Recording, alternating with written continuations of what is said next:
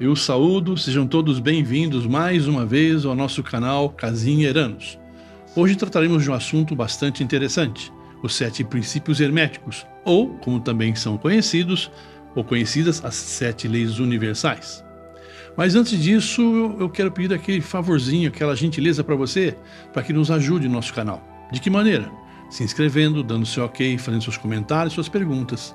Os comentários e perguntas servem para direcionar os próximos assuntos, mas o seu joinha e a sua inscrição dão um up no nosso canal. O nosso canal vai ter um certo destaque na plataforma. Isso vai facilitar para que outras pessoas também possam acessar e participar desse nosso bate-papo. Ok? Então vamos começar nosso bate-papo de hoje? Vamos lá. Os 7 princípios herméticos, ou, como dissemos, as 7 leis universais.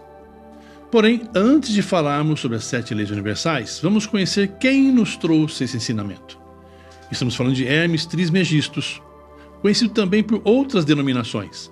Thoth para os egípcios, Mercúrio para os romanos, o Sol do ocultismo, o mestre da gnose, o mestre dos mestres, o mensageiro dos deuses ou simplesmente Hermes para os gregos. Trismegistus não é um nome, é um título que significa o 3 vezes grande. Alguns registros indicam a sua manifestação entre nós por volta do ano de 2700 a.C. Porém, outras fontes relatam outras datas. E torna-se difícil concluir qual data seria mais coerente, visto que se trata de um ser ou de um grupo de seres pertencente a uma alta hierarquia da consciência divina, que trabalha para o amadurecimento da alma humana. Uma dessas fontes o coloca, por exemplo, como iniciador de Abraão, o patriarca das 3 religiões monoteístas, o cristianismo, o judaísmo e o islamismo. Ok, vamos lá. Hermes criou a escola hermética no Antigo Egito, na época dos reis pastores. Nessa época, o poder atemporal e temporal caminhavam juntos. Esse período da história egípcia se perde no longínquo tempo passado. Mas o que é então reis? O que significa reis pastores? Eram reis que eram ao mesmo tempo reis e sacerdotes. Eles tinham poder temporal e atemporal. E abaixo aqui você pode ver os objetos que eles usavam e que nós vemos sempre em filmes, em livros, quando estudamos o Egito Antigo, que eles cruzavam na frente do seu peito. Quais são esses objetos e qual o seu significado? Era o chicote ou a vara, que representava o poder temporal, e o cajado, também chamado de báculo, que representava o poder atemporal. Então esses reis eram ao mesmo tempo os faraós, os reis, mas também os pastores, que levavam conhecimento profundo ao seu povo, buscando uma consciência mais una com o universo. Hermes fundou a escola hermética de iniciação, para onde fluíam as pessoas interessadas na busca da verdade que liberta, aquela que nós conversamos no nosso primeiro bate-papo há um tempo atrás. Uma vez aceitas, as pessoas começavam o seu período de testes da iniciação. Grau a grau, os neófitos, neófito vem do grego, neo novo, fito planta, se desenvolviam nas diversas artes do ocultismo, por exemplo, a cabala, a astrologia, a astronomia, que era uma ciência só na época. Taumaturgia, o que é taumaturgia? Medicina completa, aquela medicina que cuida também do físico, mas também do extrafísico, cuida das emoções, cuida da alma humana. Magia, alquimia, numerologia e aí por diante. Nos primeiros anos, o voto de silêncio era imprescindível. Por quê? Porque o seu ego quer falar o tempo todo. Ele precisa se calar para que a sua alma se manifeste. Então era o sacrifício de manter a boca fechada. Era o sacro ofício, o trabalho sagrado de se concentrar na sua alma, naquilo que é realmente importante. Então os discípulos não podiam conversar entre si. Eles se dirigiam ao mestre para conversar única e exclusivamente quando o mestre solicitava a sua presença e a sua participação. Tudo isso para você dominar o seu ego. E não é assim. Quantas vezes alguém fala para nós e nós imediatamente damos uma resposta, reativamente, sem pensar, sem sentir, sem fazer uma mínima reflexão sobre o que significa aquela pergunta ou aquele apelo de um ser humano ao nosso lado. Alguns textos chegaram até nós pelas escolas de iniciação, que vamos falar mais para frente sobre escola de iniciação, que sempre existiram e foram as guardiãs dessa sabedoria. Essa sabedoria é chamada de Gupta Vidya, que é um termo que vem do sânscrito, significa ciência sagrada. Assim, ela foi preservada de interesses escusos Entre esses textos temos a Tábua de Esmeraldas, Asclépios, Poimandres, Corpus Hermeticum e, com base desse estudo, o Caibalion. Todos estes tratando de conhecimentos ocultos que se revelam ao discípulo mediante o estudo e a meditação profundos e esotéricos. Vale a pena esclarecer que o livro Caibalion, cujo autor ou os autores constam na capa do livro, seriam os 3 iniciados. Aqui em cima, os 3 iniciados. Entretanto, há algum tempo, o livro foi atribuído a William Walker Atkinson, um advogado americano e profícuo estudante das tradições do Oriente. Pertencia a um movimento chamado Novo Pensamento, que surgiu nos Estados Unidos no final do século XIX. Este movimento era formado por livres pensadores que buscavam entender e vivenciar o homem como artífice da própria felicidade. Escreveu mais de 100 obras sob outros pseudônimos.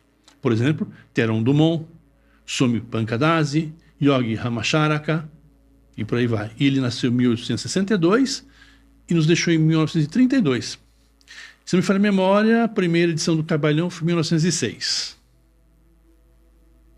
Ok, o conhecimento era passado de mestre a discípulo tão somente após o discípulo passar pelas provas anteriormente propostas. O discípulo deveria desvelar, tornar claro o que estava velado, oculto, para somente depois dar prosseguimento à sua iniciação. Dessa condição nasce a máxima: quando o discípulo está pronto, o mestre sopra aos seus ouvidos. Estar pronto significa estar em equilíbrio emocional e mental, emoções e pensamentos alinhados com o seu propósito maior. A raiz da palavra grega Caibalion é a mesma raiz da palavra hebraica Kabbalah, cuja raiz Kibul tem o significado de preceito recebido de um ente superior.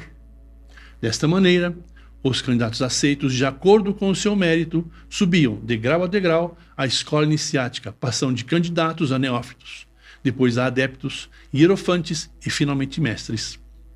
Este ciclo surge no Velho Testamento na escada de Jacó, que está em Gênesis capítulo 28, versículos 12 e 13. Nesses versículos conta que Jacó deitou a sua cabeça sobre uma pedra e sonhou com anjos subindo e descendo uma escada.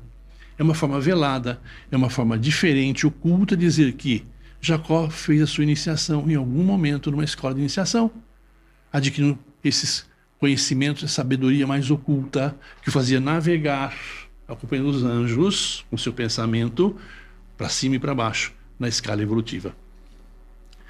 Em seguida, então, esses mestres hierofantes retornavam às suas terras de origem para ensinar os interessados a autoiluminação.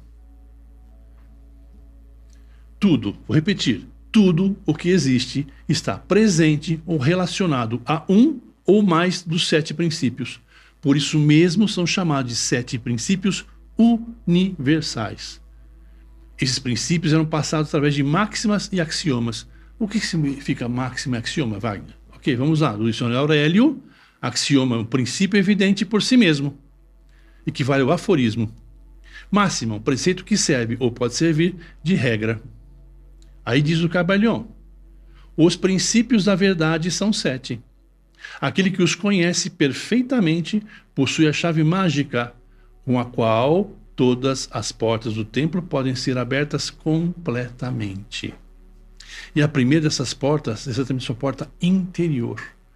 Por isso ele está do silêncio, da meditação, do estudo, para que seu ego fosse colocado no lugar dele. Você não destrói o ego, não deve destruir o ego, não.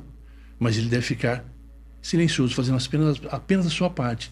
Deixe que a alma lida com essas coisas mais sutis, mais metafísicas, para que você possa participar de uma forma, como Jacó participou na escada, subindo e descendo, entendendo todos os processos. Então chegamos aos 7 princípios herméticos. Quais são? Primeiro princípio, o do mentalismo. Segundo princípio, o da correspondência. Terceiro princípio, o da vibração. Quarto princípio, ou da polaridade. Quinto princípio, ou do ritmo. Sexto princípio, da causa e efeito. E o 7º princípio, do gênero ou da geração. Então, buscando compreender cada um desses princípios. Primeiro princípio, ou do mentalismo, o aforismo, o todo é mente, o universo é mental.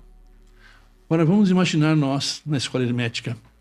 numa sala com os nossos companheiros, nossos parceiros de iniciação, com os quais você não podia ter contato, você não podia conversar com eles.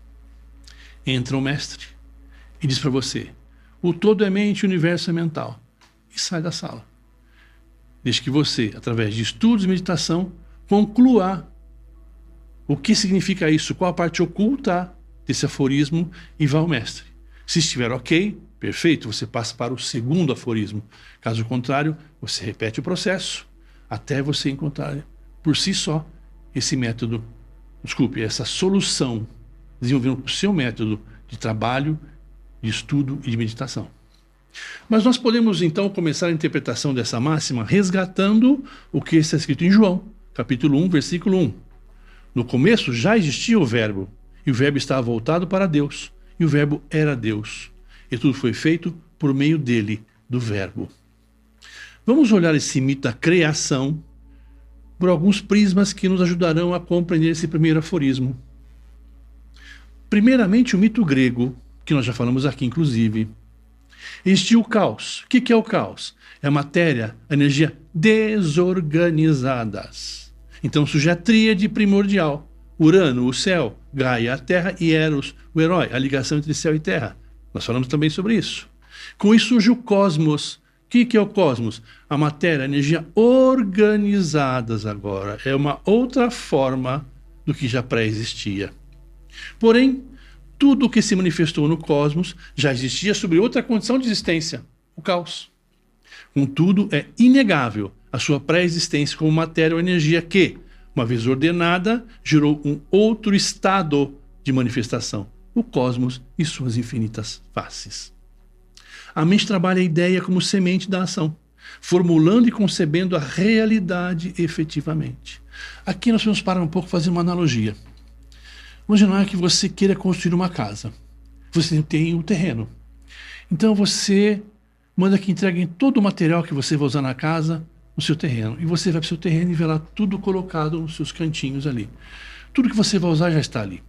O tijolo, ferro, areia, cimento, pedra, as portas, as madeiras, os telhados, os pios, os azulejos, tudo está ali. Cada um no seu pacotinho dentro do seu terreno. Você não tem uma casa ainda, porque está desorganizada, mas você concebe uma casa, você planeja e você começa a executar. Daqui a pouco sua casa está pronta, tudo no seu lugar. O que nós podemos entender? Aquele material todo espalhado ali era o caos, estava desorganizado. A sua casa é o cosmos, é a mesma matéria, a mesma essência, a mesma energia, porém de uma outra forma, dessa forma organizada numa vida. Lemos algo bastante semelhante na mitologia hindu. A matéria ou energia antes da sua organização é chamada de Mula Prakriti, que vem do sânscrito e significa raiz da matéria, enquanto a sua manifestação organizada recebe o nome de Prakriti, ou matéria. Antes do Mula Prakriti, ou seja, antes do caos, existia o Deus impessoal, o criador de tudo, chamado de Brahma. Este Brahma é diferente de Brahman, que viria a ser o Deus criador da trindade manifestada dos hindus. E o que nos demonstra a visão da geometria e numerologia sagradas. No princípio, antes do verbo, da palavra que é ação, onda, energia, existe o nada, do sânscrito, que significa palavra insonora. Existe, mas não foi dita. Existe como não manifestada. Então o nada tem toda a essência, é a mente. Ali está tudo que pode vir a existir. Mas ela não se manifestou ainda, é imanifestado.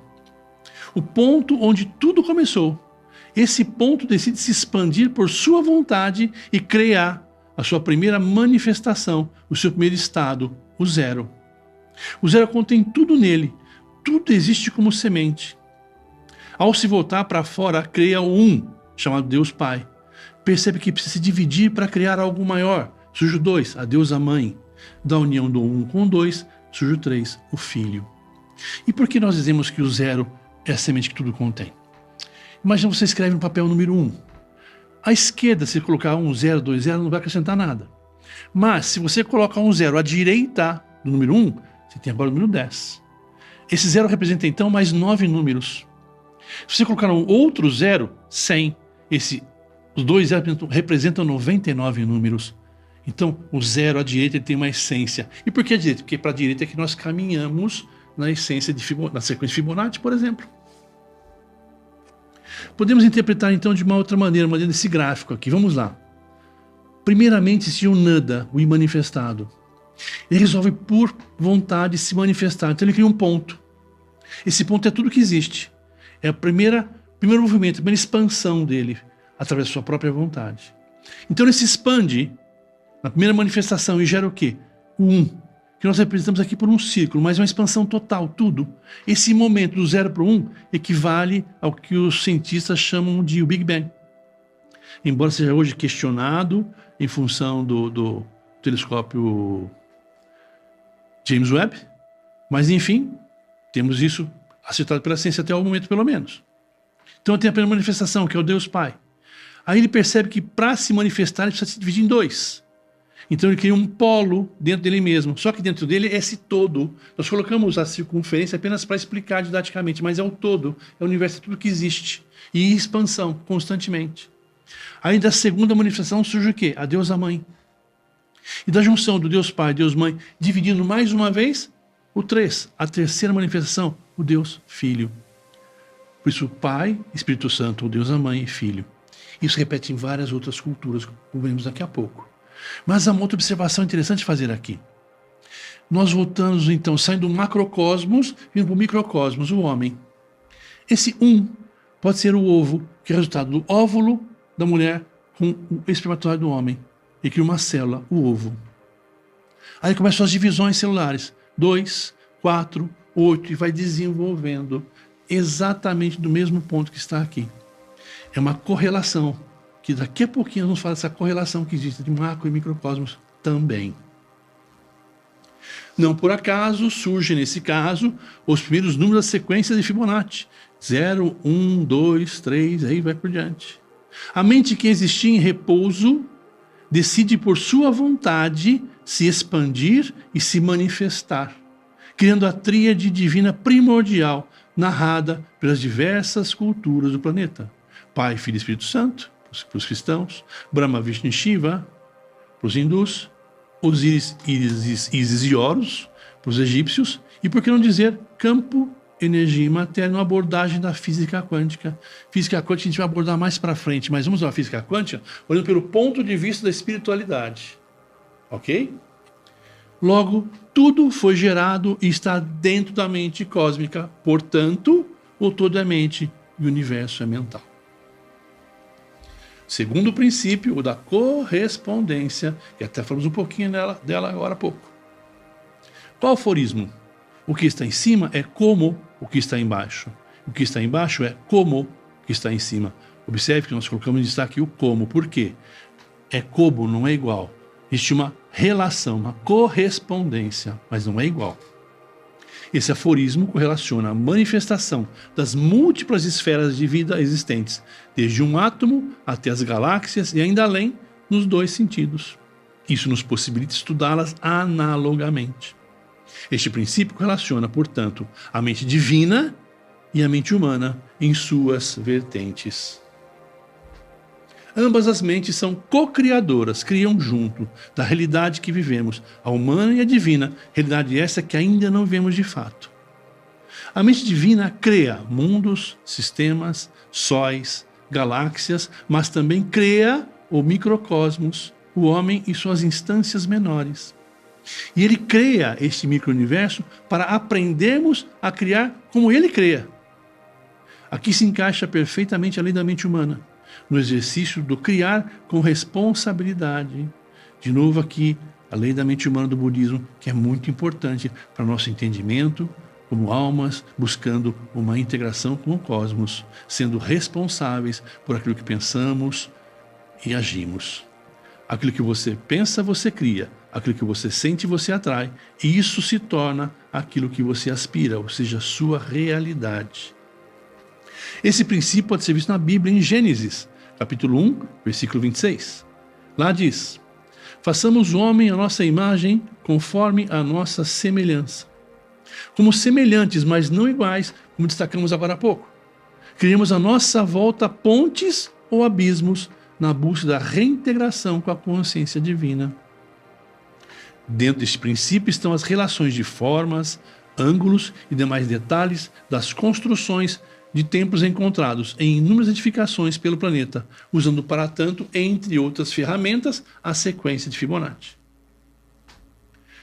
Um minutinho para tomar uma aguinha.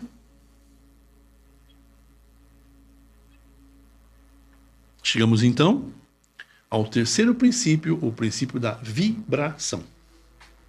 O aforismo: nada está parado, tudo se move, tudo vibra.